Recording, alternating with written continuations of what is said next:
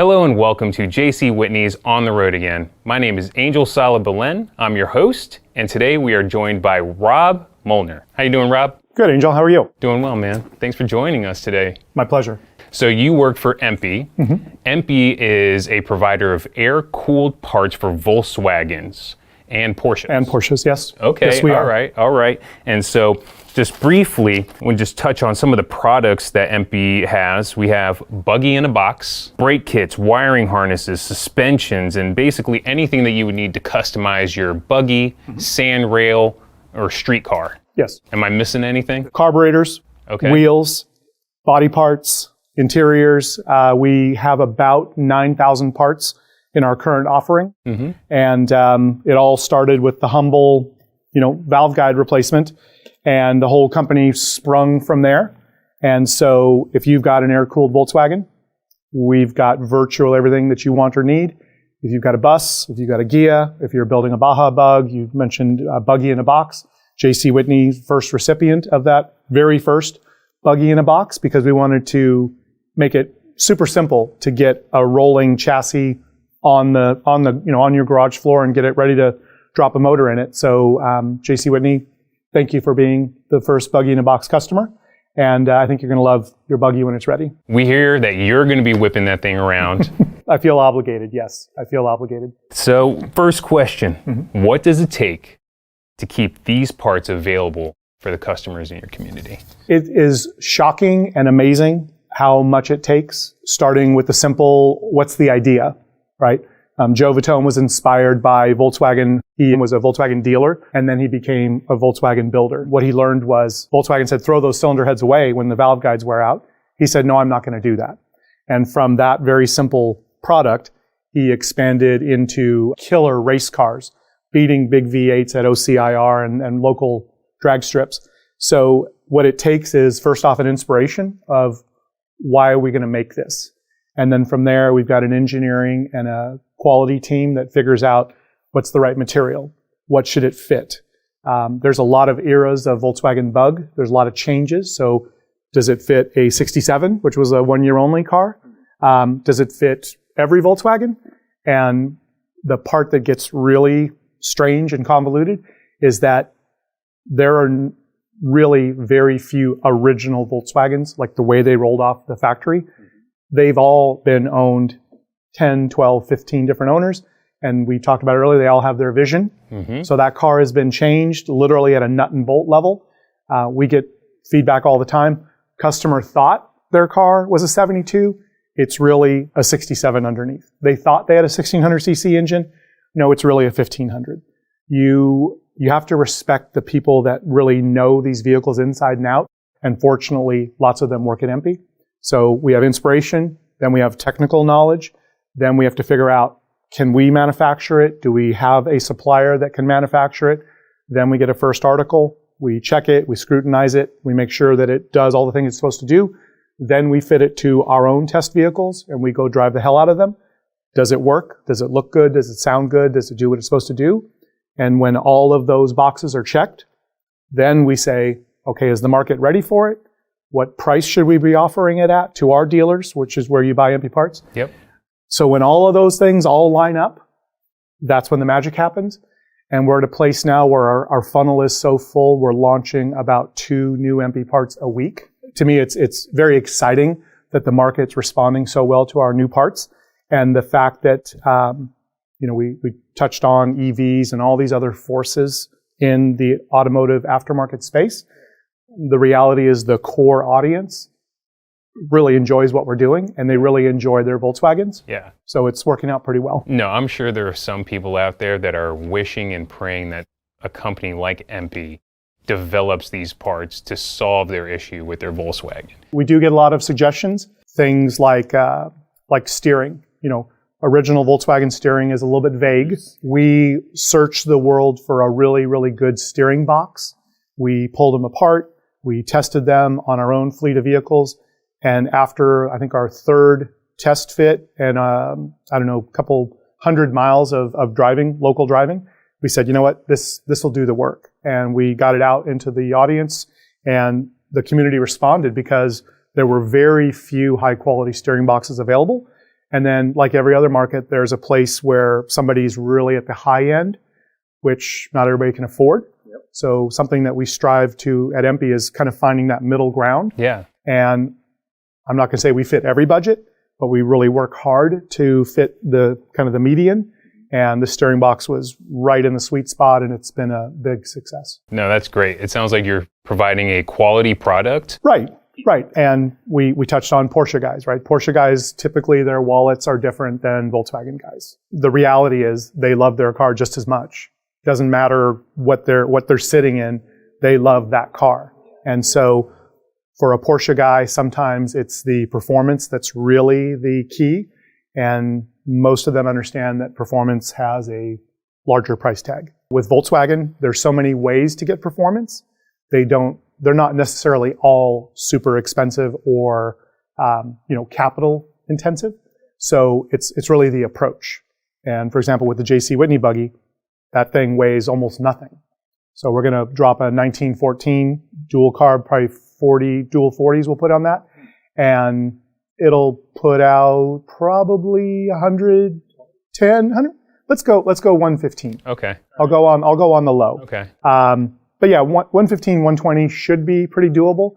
But in a thing that weighs virtually nothing, it's going to feel like it's got 500 horsepower because it will go very rapidly. You will have to remember, I need to shift gears because it'll run through the RPM very quickly. What's the rev limiter at? On a build like that, we're probably looking a 4,500, 5,000. So, but it'll sound awesome. Yeah. That's when we built a Manx a couple years ago. And just that sensation of winding second into third, I would just do that just because it sounds so good. Yeah. I enjoyed that so much. And the sounds and the smells, the vibration, you're holding that wheel, you're grabbing that shifter, you're feeling it all because you are pretty much bolted to the chassis. Yeah, you're a part of it. Exactly. So you're all that resonance, it's coming through your bones. Feels spectacular. The only downside is I went to a Donut Derelict show in Huntington Beach, if you know that one. And that's a beautiful show. And it was a January, and it was when we were having that really terrible cold snap. So I thought, I got a jacket, I got a sweater, I'll be good. Couldn't feel my ears. I'm driving from my house to Donut Derelict. I thought, I hope this isn't permanent because I can't feel my ears. I'm not really hearing anything. But fortunately, stopped and got a hat, got some gloves. The ride home was much better. The amount of dedication to the community is obvious. Mm-hmm. Is there a deeper calling for the owner? There's 100 angles because every Volkswagen owner has a particular style and a kind of a spirit animal they're going after. Mm-hmm, mm-hmm. So it could be hardcore racer. It could be, there's a true story. A fellow who's even older than me, if you can believe it, built a car while he was going to Fullerton College. It was I want to say it was a 67 Bug. And it was, mildly customized, a little bit of a built engine, some nice little touches. This guy's using this car to commute to school, back and forth, go to work, meet girls, whatever. Car gets stolen. And this was decades ago, right? Because this fellow is now an AARP member. And just that car never left his head. He wanted to recreate that car. So we helped him put together an engine that looked and sounded like that original. He found a donor car and put it all together. And now that car is going to make its world debut at European Bug-In in Chimay, Belgium, in the EMPI booth.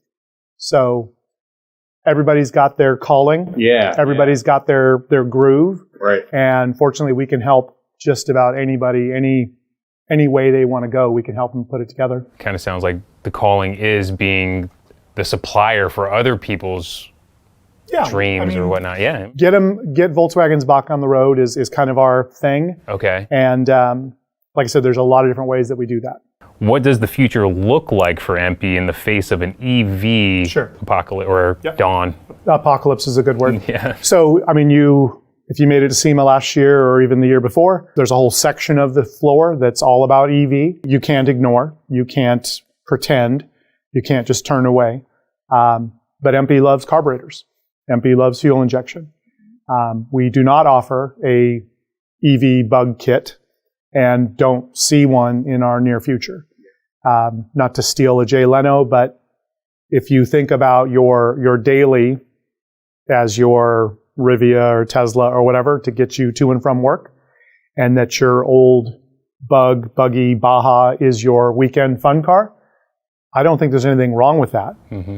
As much as we can debate legislature and government and whatever, the reality is turning a key, pumping an accelerator, hearing the whir of that fuel pump, hearing the squirt of the fuel in the carburetor, to some people that's a pretty magical sound.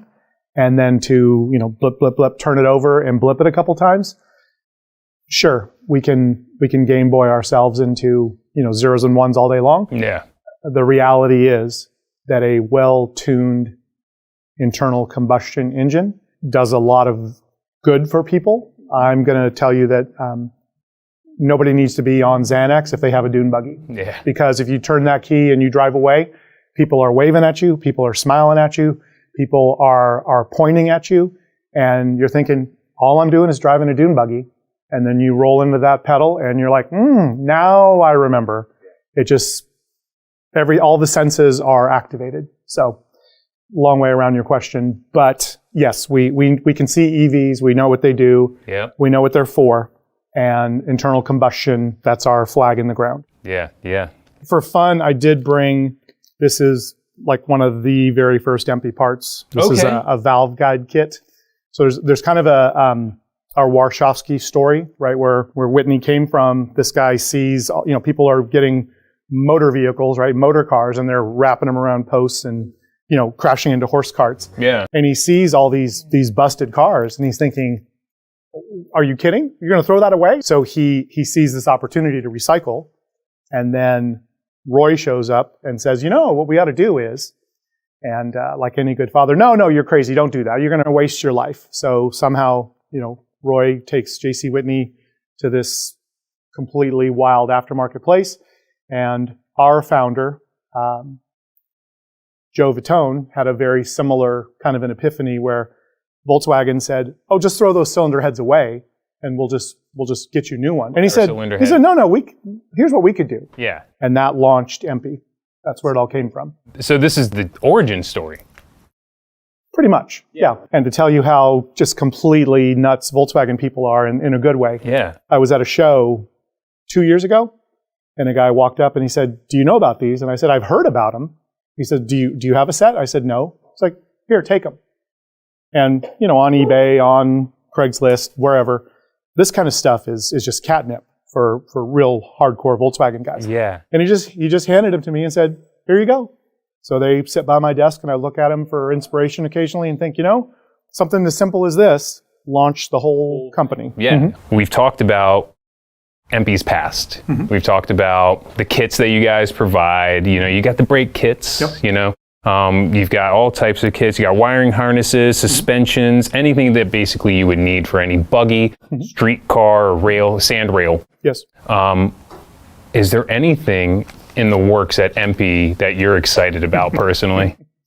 Oh, there's some great stuff coming. We can talk about camshafts. So EMPI got out of camshafts for a while. There were some technical issues, some quality control issues. Okay. So we tore all that down, burned all of it, and started at square one. Okay. And so a camshaft, a carburetor, an exhaust, you put those three together in the right configuration, and your 60 horsepower engine can be almost 200 horsepower if you really play your cards right. So for every guy that wants that just screaming crazy engine, there's lots of people that just want it kind of mild. Give me a little more. Can I get another 20%, 25% more power? So the camshaft is really the key there. Yeah. And EMPI was out of that market for a couple of years. Between, I don't want to say COVID, I'm just going to say COVID, suppliers, a bunch of suppliers just literally fell off the map. So we had to start from square one, had to come up with our own profiles, had to figure out all the metallurgy, the coatings, the hardness, and then finally, and again, based on all this heartache that we had with camshafts before, we said, okay, we cannot put 1 foot wrong. This has got to be perfect right out of the box. So we are expecting to launch camshafts before the end of June. I'm stoked on that. So is the JC Whitney Buggy going to be choppy with the new cams? No. The JC Whitney Buggy is going to be, I think if we were at if we're having some Thai food, it's going to be very mild. Okay. It's not going to be 3-alarm spicy. It is going to be a buggy that will start from the seat. Okay. It will roll away. You want to pop the clutch and make a scream. It'll do that. It will, I'll personally verify I can like jump over some things, but it's going to be a very mild build. So it's not going to have a lumpy cam. Nobody's going to confuse it with, hey, will that thing do some wheelies? Yeah. I mean, if you really put your mind to it, probably, maybe, but not out of the box. No. That's cool. That's all right. I like mild vehicles anyway. A Dune Buggy is so light already that you really only have to think about it lightly, and you can kick that tail out, and you can, don't tell anybody's bosses, but they are very nimble, and that wheelbase is very short, so it is ready to do outlandish parking lot activities when you wanted to, or if there's some sand around, you can have a very good time. I can personally attest to it. Weekend cars, let's go all the way. It's, pedal to the metal, but throughout the week, I'm trying to do like a regular mild. Sure. So yeah, I'm glad that EMPI has the full range for their customers. Definitely. Now we're going to change gears a little bit. Okay. And we're going to talk about you. Okay. And I guess we want to know, do you have a defining moment in your life, in a car specifically, that maybe led you to this career path of working for EMPI, or take that how you will? Wow. Okay. So when I was a kid, I was probably 5 or 6 years old, my dad was all about Studebakers. So some of the audience listening, watching, probably remember Studebakers, but my dad had a Gran Turismo supercharger, the whole nut. And he was a machinist, so he would make some of his own parts. Nice. And I remember thinking, this is pretty cool. I didn't know anything about anything. I'm 5 years old. I got a buzz haircut. We're at a stoplight, and I think maybe there was a race that was going to happen. And I remember my dad kind of blipping it, and then just flames shooting out the hood. And I thought, that's really cool. Is that supposed to happen? And so, because my dad was always prepared, there was a fire extinguisher. He popped the hood, hit it with the extinguisher, and just got back in the car, and we just drove away. And I thought, yeah, that's normal. There's no big deal there. So that kind of presented some challenges that I needed to work through about, is that supposed to be a standard? And when you're 5 years old, you're not asking about fires and were we in danger? Was something bad going to happen? Would the car explode? And so all that came to me later, like, hey, that could have been pretty catastrophic. But the way my dad played it off was very just like, oh yeah, no big. Yeah, very dad. Yeah. And there's been a few events like that with I have 2 daughters. We're there in the car, and maybe we got pulled over by the police or something like that. And I just acted like, yeah, that was no big deal. And so every now and then my girls would bring up, remember that time we were in the TR6? I had a British car phase for a while. Hey, remember that time we were in the TR6 and the cop pulled us over right in front of school? So yeah, I remember that. And then we just talk about the next subject. So that first Studebaker moment was probably a defining moment. There were a few other racetrack events I can think of that I thought, oh, this could be pretty cool. And then realizing, a lot of talent required, a lot of time, a lot of money, and didn't have any of those. So I kind of put that off to the side. But everybody should go to a good driving school. Everybody. Yeah. If you want to go off-road, you want to go on-road, I can't recommend enough. You have a driving school you want to plug in? Any friends? It's called Dirtfish. Dirtfish. The guys at Dirtfish. You can drive a manual. You can drive an automatic. You can drive an all-wheel drive car. I believe they still do front drive there. But the nicest people, beautiful, beautiful scenery. It's outside of Seattle. And the way that they have modularized their track, their course, it adds on layers. And as you start to get good at the different techniques, which are totally different than road driving, took me days to wrap my brain around it. But yeah, everybody should go to a school, either go to Dirtfish or a school like Dirtfish. Yeah. Awesome. All right. So last question. Okay. How can people stay in touch with what EMPI is doing and get in contact with you if maybe they want to reach out? We have been all over social media. I have to say thank you so much to the audience that's really responded to what we're doing on Instagram and YouTube. So EMPI_Inc. on Instagram, EMPI_Inc. on YouTube. So we make it easy for you. Our audience has grown about 3,000% over the last couple of years. And what I love about that is these are all people that truly enjoy the subject matter. We're not spending a ton on advertising, so the people that are following and liking, they must actually enjoy the content. Yep. And I'm personally at a lot of Volkswagen events. I'm going to, I mentioned Chimay, Belgium. This European Bug-In is one of the biggest events every 2 years, so I'll be at that. I'll be at the EMPI Open House. I'm at Bug-Ins, drag days all over California, and I work hard to get out to go see dealers around the country. Yep. We do dealer visit videos so people can follow along. We're so spoiled living in Southern California, right? There's so many EMPI dealers. EMPI's, started here, based here, grew here. Just got a message from one of our dealers in Oklahoma. When are you coming out to our big event? Guy in Columbiana, Ohio, Jim's Custom VW. Hey, you got to come to our 35th anniversary. Yes, Jim, I'm coming to your 35th anniversary, July 19th, I believe it is, July 19th. So if they want to follow along, go buy a Volkswagen. Yeah. You want to follow along? Get your Volkswagen out of the garage, the one that's been under a cover that's got Christmas decorations piled on top of it for the last 15 years. Take all that junk off of it, pull it out into the light, figure out what does it really need, find an EMPI dealer. What I've been constantly just overwhelmed with is the average EMPI dealer. Yeah, they want to sell you some parts, right? Because it's capitalism. Yeah. But they want to help you get your car on the road. Yeah.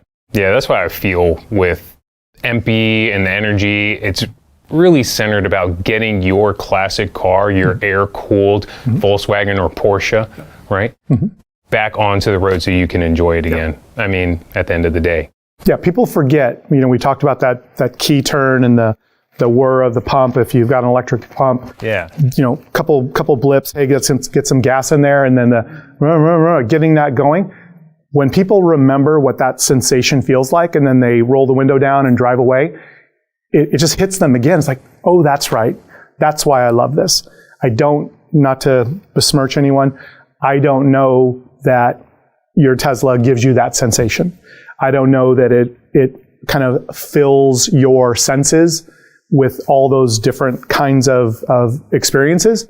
Well, forgive me. I know it doesn't. I rented a Tesla once. I know it doesn't. But getting that old car on the road and remembering why, and if you've got a family story connected or you've got, a friend of a neighbor, that car came from there. Yeah. I'm not going to say time machine, but kind of time machine. So. I'm all for it. Awesome. EMPI's great. Thank you. If you don't know, EMPI is the company for you to get all of your air-cooled products for your Volkswagen and Porsche. Yes, sir. Smart man. My guy, Rob. Thank you so much for coming in today. Thank you, Angel.